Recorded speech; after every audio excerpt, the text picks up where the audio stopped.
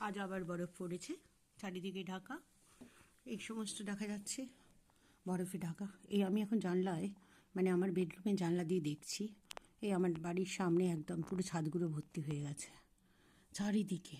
ওই যে ওইদিকে গাড়ি চলছে, গাড়িগুলো বরফের মধ্যেই চলছে, কারণ কাজে তো যেতে হবে লোককে।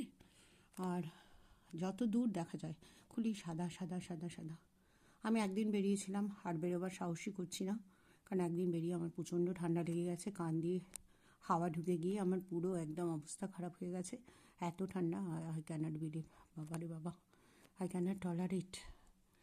প্রচণ্ড ঠান্ডা, বাইরে যে কী মারাত্মক হাওয়া দিচ্ছে সেটা মানে বোঝা যাবে না। ভীষণ ভীষণ ঠান্ডা। দেখো যত দূর দৃষ্টি যায়, আমার পুরো কাঁচের জানলা, তার মধ্যে দিয়ে আমি দেখাবার চেষ্টা করছি, কারণ আমি জানলাটা খুলতে পারছি না, খোলা যাবে না, জানলা পুরো ফিক্সড যতটা পারা যায়। এখানে লোকেরা বেরোয় না, এই বরফে খুব একটা বেরোয় না, যে যার নিজের বাড়িতেই থাকে। গাড়িগুলো পর্যন্ত বরফে ঢাকা, গাড়ি যে বেরোবে, গাড়িগুলো পুরো কাঁচ টাঁচ সব বরফ হয়ে গেছে। বাড়ির মধ্যে প্রবল বেগে হিটার চলছে, সেই জন্য আমরা অত বুঝতে পারছি না, কিন্তু বাইরে -4, -7, -8, মাইনাস, অল আর মাইনাস।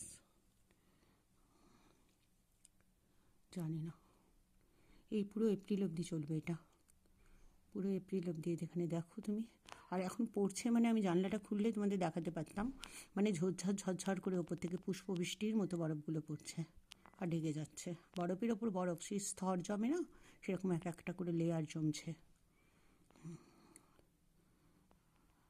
সাংঘাতিক অবস্থা, সাংঘাতিক। এখানে পুরো এত বড়, মানে কি বলবো, আমি তো আর বেরোবার সাহসই করছি না, কারণ আমার যে একবার বেরিয়ে শরীর খারাপ হয়ে যায়, কান দিয়ে হাওয়া ঢুকে যায়, তারপরে সাংঘাতিক কন্ডিশন হয়ে যায়। সেজন্য আমি এই ভেতর থেকেই ঠিক আছি। ওকে বন্ধুরা, আবার যখন বরফ আসবে, আবার বরফ পড়বে, দেখাবো।